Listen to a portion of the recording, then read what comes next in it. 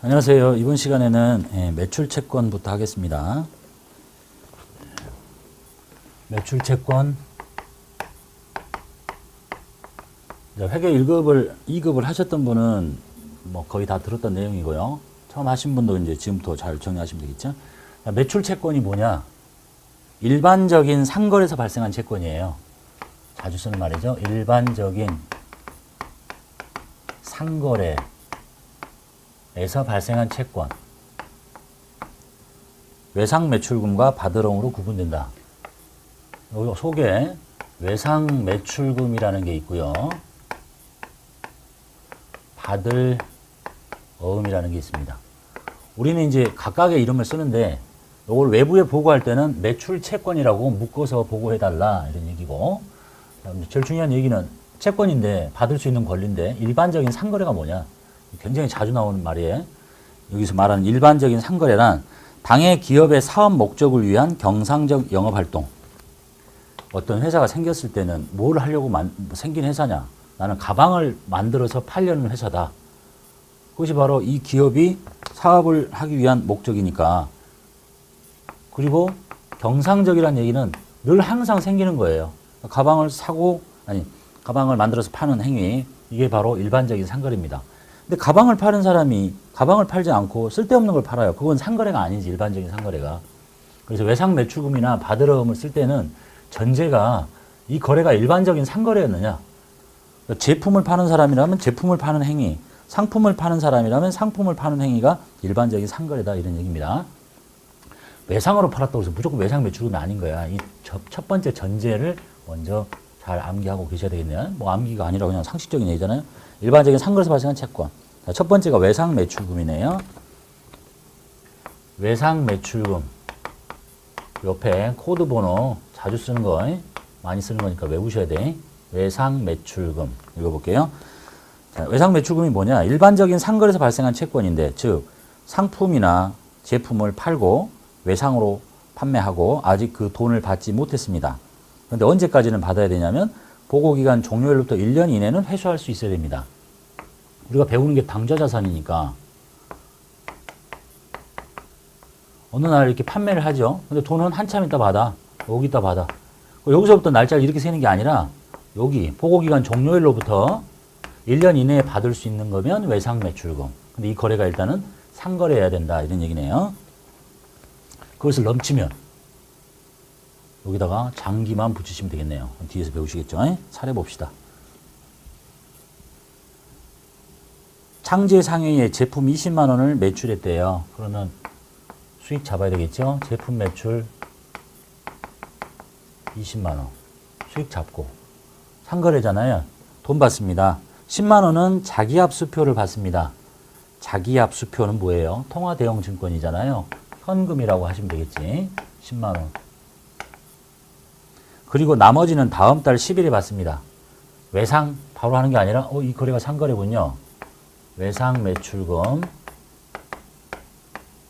10만 원 이렇게 처리하시면 되겠네요. 두 번째, 수철 상해에 제품 25만 원을 매출했습니다. 제품 매출 수익 잡고요. 25만 원 돈 받아야 되겠죠. 돈은 15만 원은 동점 발행 당좌 수표를 받습니다. 동점은 뭐야? 동점은 다른 말로 타인입니다. 구분 잘 하셔야 돼. 타인이 발행한 당좌 수표를 받았어요. 타인이 발행한 당좌 수표를 받으면 집어넣으면 바로 돈 나오잖아요. 통화 대형 증권이잖아. 현금이라고 하셔야 돼. 현금 15만 원 합니다. 그리고 나머지는 한 달 후에 이 거래가 상거래죠. 외상 매출금 10만 원 이렇게. 간혹 별로 좋지 못한 문제인데 동점이 아니라 나는 누구예요? 나는 당점이에요. 당점은 나야. 이 문제에서 제품을 팔고 타인이 발행한, 즉 동점 발행, 타인이 발행한 당좌 수표를 받았으니까 통화 대형 증권이죠. 집어넣으면 돈 나와. 그런데 문제를 아주 좋지 못한 문제인데 당점이 발행한 당좌 수표를 받았다고 이렇게 바꿔봐요. 그럼 무슨 얘기죠? 내가 발행한 당좌 수표를 나한테 준다는 거야. 내가 당좌 수표를 발행하면 뭐예요? 당좌 예금 통장이 빠져나가니까 당좌 예금의 감소를 처리하잖아요. 예? 이렇게 빼놨어. 왜냐하면 내가 당좌수표를 발행해주면 제가 돈 빼버리면 바로 돈 나갈 거니까 통장을 이렇게 줄여놨단 말이에요. 근데 얘가 안 찾아가고 나한테 물건을 이제 내가 판 사람이죠. 사가는데 그걸 나한테 다시 주네요. 그럼 이걸 현금이라고 하면 되겠어요? 뭐라고 해야 되겠어? 내가 그걸 발행했을 때 이걸 빼냈잖아. 그러니까 그걸 다시 나한테 주면 이걸 늘려놔야 되겠죠. 그래서 여기가 당좌 예금이 된다 이런 얘기네요. 아주 한번 나온 것 같은데 요 말 당점은 나야 별로 좋지 못한 얘기죠. 누가 그걸 갖고 있다 나한테 주겠어? 시험 문제를 이렇게 어렵게 내려니까 저런 말 가지고 장난을 하기도 하네요. 그 다음에 볼게요. 받으름 봅시다. 외상 매출금 받고 일반적인 상거래에서 발생한 채권. 자, 받으름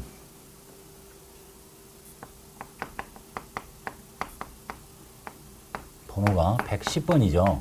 얘가 지금 108번이잖아요. 얘가 110번이잖아. 사이에 하나 비어있죠. 109번. 요거는 대손 충당금이에요. 바로 이제 D 시간에서 배울 거예요. 요 밑에 111번. 요것도 대손 충당금. 대손회계에서 배우도록 하시고. 자, 받으름이 뭐냐? 일반적인 상거래에서 발생한 채권인데 어음상의 권리다 이런 얘기네요.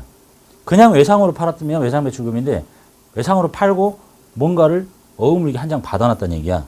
그리고 그 지급 기일이 보고기간 종료일로부터 1년 이내에 도래합니다. 당연하죠. 당좌 자산이니까.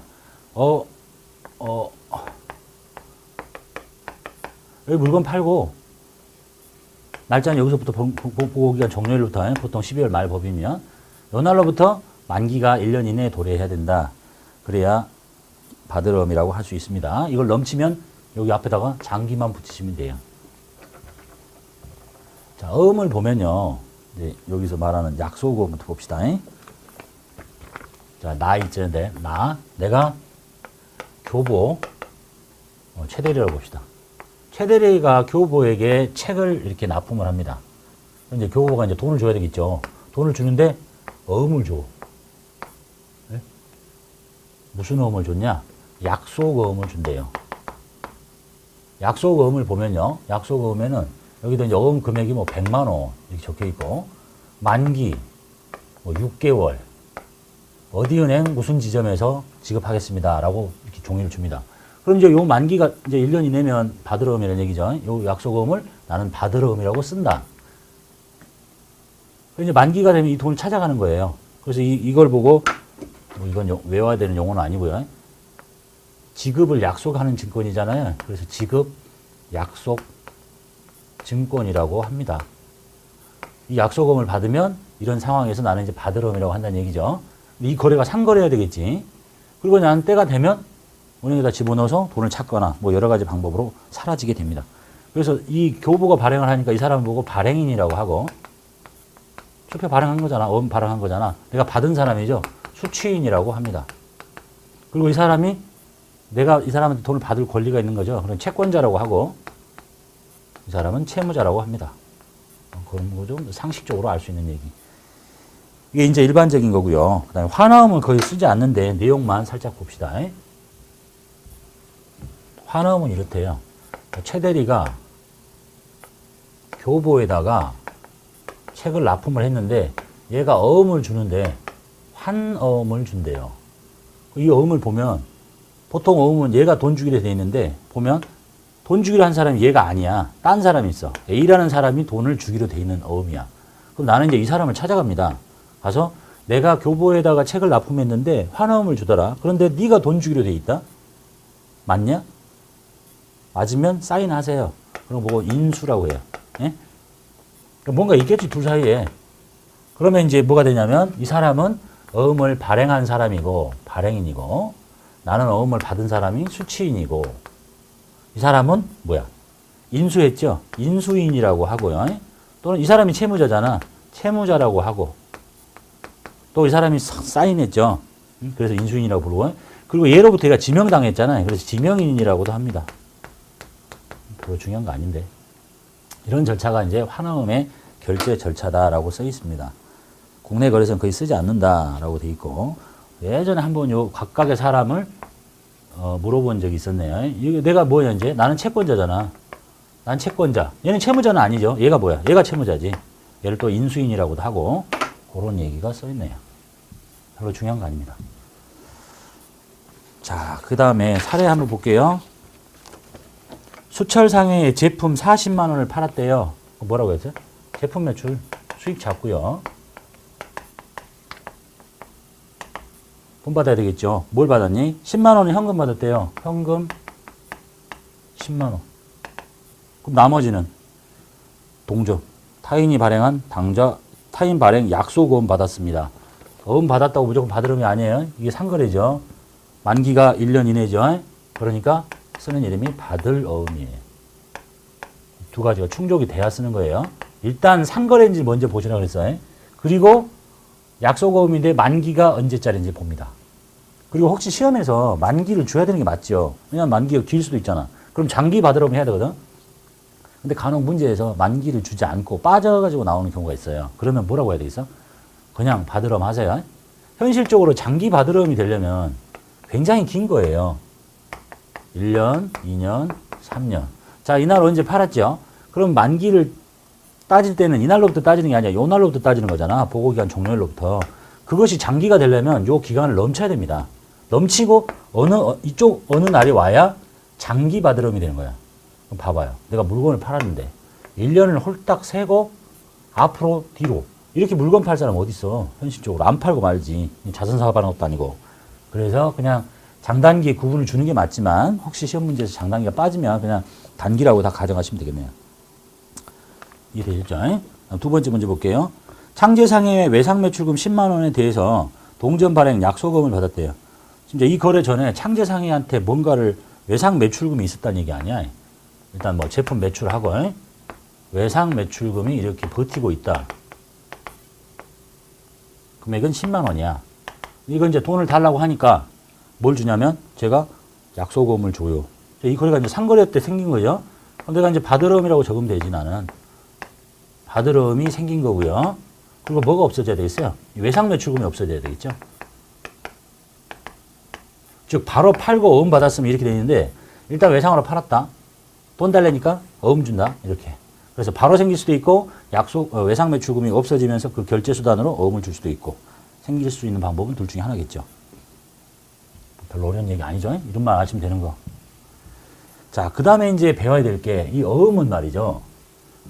내가 생겼을 때 이제 이렇게 하잖아요. 받으름, 바로 생겼거나, 뭐 매출, 또는 외상매출금을 대신해서 받거나. 근데 이제 사라지려면 이게 이쪽으로 빠지면 되잖아요. 받으름이 없어지면 될 거야.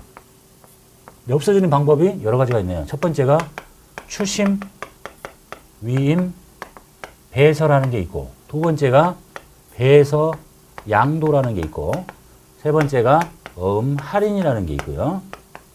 그리고 부도 날 수도 있어요. 이렇게. 그래서 어음을 없어지는 방법이 첫 번째가 추심, 위임, 배서네요. 여기서부터 봅시다. 부도는 많이 들어본 얘기죠. 부도 못 받게 됐어. 회사 망해가지고 상대방이 부도 나서 그거는 대손회계에서 배울게요. 이거 이제 그런 거 보고 대손 처리한다 그러니까 대손회계에서 배우고 이번에는 여기까지 어음이 없어지는 방법. 자, 첫 번째 추심, 위임, 배서 볼게요. 타인이 발행한 어음의 대금 회수를 거래은행에 의뢰하는 경우 그걸 보고 이제 추심한다는 얘기입니다. 돈 좀 찾아주세요. 내가 어음을 받았는데 교보로부터 어음을 받았는데 이 받은 어음이 뭐 6개월짜리네. 6개월 기다렸다가 교보 찾아가서 돈 주세요. 이렇게 해도 되는데 요즘 뭐 그렇게 하겠어요?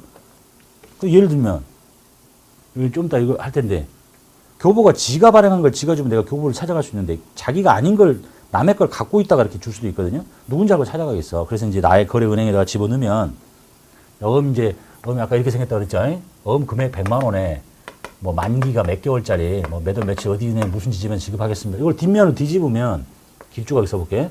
뒷면에 집으면 칸이 한 3칸 정도 남는 있어요. 여기다가 이제 사인을 하라는 거야.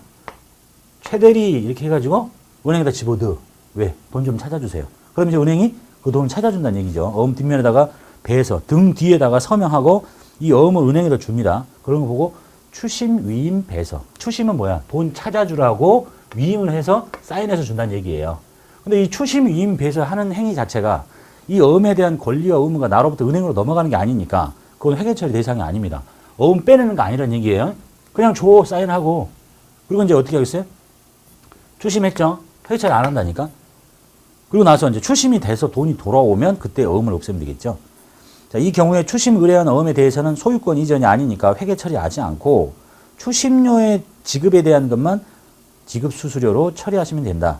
일단 뭐 추심료를 먼저 달라고 했으면 돈 주고 찾아주기도 전에 뭐 돈 먼저 달라 그러면 그냥 뭐 지급 수수료, 뭐 수수료 비용 이렇게 비용 먼저 처리하고 어음을 빼내는 게 아니라 그 다음에 만기일에 은행에서 추심됐습니다. 당신 통장에 돈 들어갔네요. 그러면 이제 어음에 권리가 없잖아. 그때 받을 어음을 이제 빼내면 되겠죠. 그리고 뭐 보통예금 통장에 돈 들어왔다. 그 얘기를 하고 있네요. 또는 이게 동시에 생길 수도 있죠.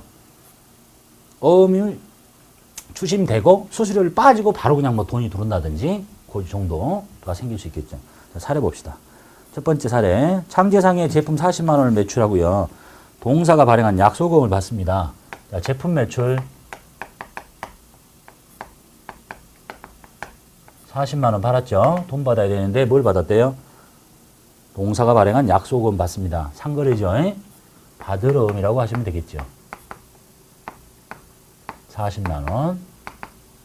자, 그리고 나서 두 번째 받을 어음 40만 원을 요거 거래은행에 추심 의뢰하고 추심료가 먼저 나갔네요. 현금 10,000원. 추심료 비용 처리하시면 되겠죠. 지급 수수료 또는 뭐 수수료 비용. 프로그램에 들어있는 이름으로 지급수. 이 객관식에는 지급 수수료라고도 나오니까 이렇게 처리하고. 자, 그래가지고 세 번째 받을 어음 40만 원이 만기일에 추심되어 당사의 보통예금 통장에 입금됩니다. 자, 입금됐죠? 보통예금 저거 40만 원. 그리고 이거 받을 어음 없애야지. 이제 더 이상 권리가 없잖아. 이렇게 40만 원. 이게 생길 수 있는 첫 번째 사례 추심임배서. 그런데 이 문제를 두 개 묶어가지고 추심료 10,000원을 뺀 나머지가 통장에 들어오더라. 그러면 이렇게 하면 되지, 이제. 받을 어음 40만 원, 추심료, 뭐 수수료, 비용, 또는 뭐 지급 수수료 10,000원, 통장에 10,000원 빼고 39만 원. 이렇게. 그 정도가 되겠습니다. 그 다음 두 번째, 배서 양도 볼게요. 배서, 등 배자요. 등 뒤에다가 서명한대. 그래서 넘긴대. 누구한테? 딴 사람한테. 자, 이거는 만기가 돼서 끝까지 기다렸다가 내가 돈 찾는 거고, 나도 돈이 급해. 내가 교부한테 어음을 받았는데 6개월짜리야. 나도 누구한테 돈 줄 게 있어. 인쇄소가 나한테 돈 달래. 그러면 내가 한 달 있는데 갑자기 돈 달라면 그럼 네가 갖고 기다려라. 이렇게 넘겨주는 거야. 배서 양도입니다. 어음 소지인이, 즉 어음을 갖고 있는 내가 방해 어음의 만기일이 되기 전에 어음상의 권리를 남한테 양도합니다. 그래서 어음의 배서 양도라고 한다. 그래서 배서 양도는 어음에 대한 소유권이 넘어가는 거니까 배서 양도하는 시점에서 어음상의 권리를 빼버려라 이런 얘기네요. 아까 추심위임 배서는 추심위임 배서 자체가 권리 의무가 나눠부터 은행에 넘어가는 게 아니니까 빼내는 게 아닌데 배서 양도는 내 게 아니야 이제. 그래서 배서 양도하는 그 순간 어음을 빼내라 이런 얘기입니다. 사례 볼게요. 창제상의 제품 40만 원을 매출했대요. 자, 제품 매출 40만 원 팔았습니다. 돈 받습니다. 뭐를 받냐? 동점이 발행한 타인 발행한 약속을 만기 1년짜리 받았네요. 상거래니까 받을 어음 적습니다. 쭉 기다려야 되는데 추철상의 외상 매입금을 결제하기 위해서 이것도 이제 회계 이급을 했으면 아실 텐데 모르셔도 일단 진행하세요. 외상 매입금은 이런 거야. 뭔가를 사왔다. 예를 들면 상품을 사왔어. 그런데 돈 뭐 나중에 주겠다. 상거래니까 이걸 보고 외상 매입금이라고 해요. 얼마가 있냐면 60만 원 있나 봐. 이렇게 부채가 이렇게 생겼던 거예요. 근데 얘가 내가 빚이 있는데 얘가 이 돈을 갚아달래요. 갚아야 되는데 뭘 주냐면 창제상의 발행의 약속금 40만 원을 배서 양도해버려요. 지금 요거 갖고 있었잖아요. 누구 건데 이게. 창제상해로부터 받은 어음이 있고 내가 갚아야 될 돈이 있어. 근데 이걸 갚아 이제. 외상 매입금 60만 원을 갚는데 요거를 떠넘긴다는 거지. 이게 지금 배서 양도잖아요. 배서 양도하는 시점에서 어음의 권리를 없애버린 거니까. 그래서 받을 어음을 빼버려요. 이게 배서 양도야. 네가 기다려라. 이렇게. 그리고 나머지는 현금으로 준대요. 현금 20만 원.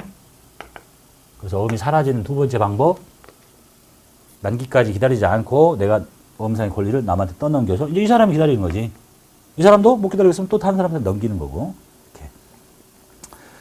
이제 회계 2급 하셨으면 이거 아실 텐데, 외상 매입금이 지금 안 듣고 뭐 이렇게 가셔도 이쪽으로 갔다가 다시 돌아오시면 다 이해하실 거예요. 자, 그 다음에 세 번째가 어음 할인이죠. 자, 어음 할인은요, 이런 얘기죠. 내가 이제 어음을 받았다. 며칠짜리를 받았냐면, 뭐 3개월짜리를 받았어요. 90일짜리를 받았어.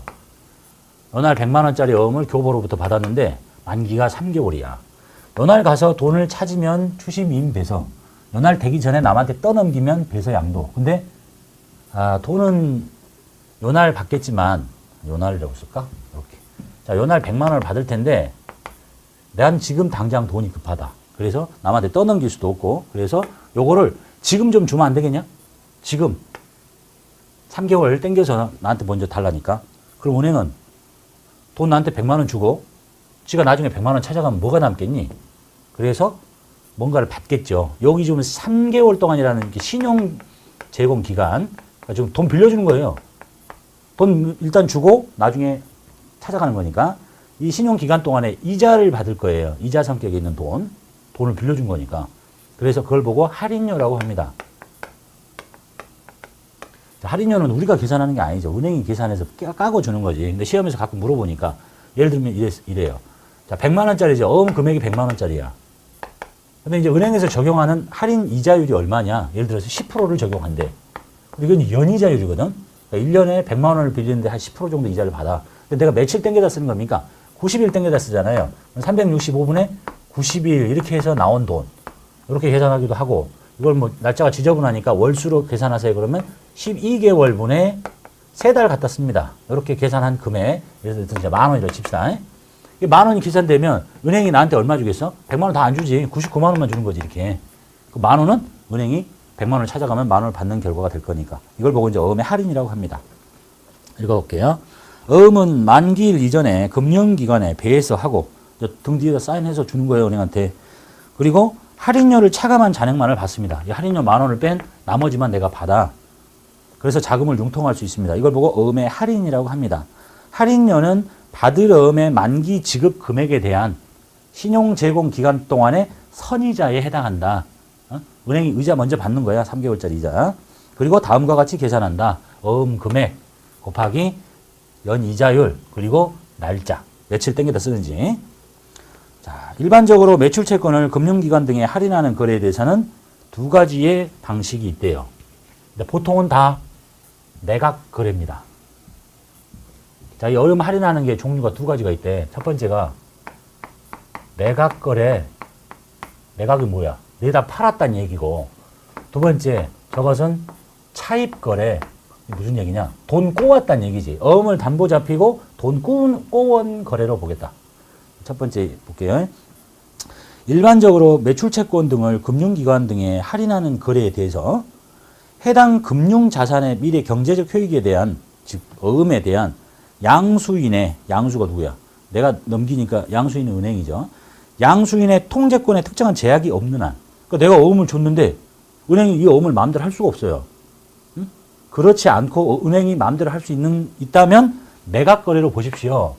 그렇지 않고 은행이 마음대로 할 수 없다면 그때는 차입거래로 보십시오. 이런 얘기네. 어음 담보 잡히고 돈 꼬은 걸로.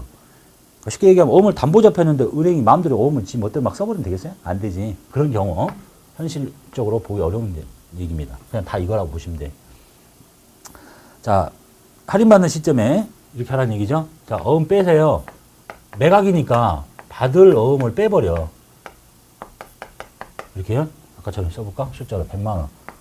팔았잖아. 이제 권리가 네 게 아니야. 나로부터 은행으로 가는 거예요. 왜냐하면 은행이 마음대로 통제를 할 수 있는 거니까. 자, 그리고 할인료를 뺀 나머지가 뭐 보통예금 통장에 들어와요. 99만원. 그럼 이제 나머지 이 만원이 할인료를 뭐라고 부를 거냐.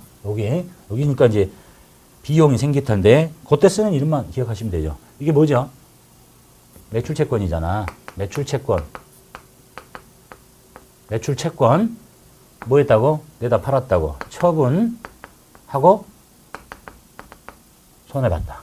소리 나죠? 비용 생겼다. 그래서 지어진 이름이 매출채권 처분 손실이에요. 비용이에요. 영업의 비용.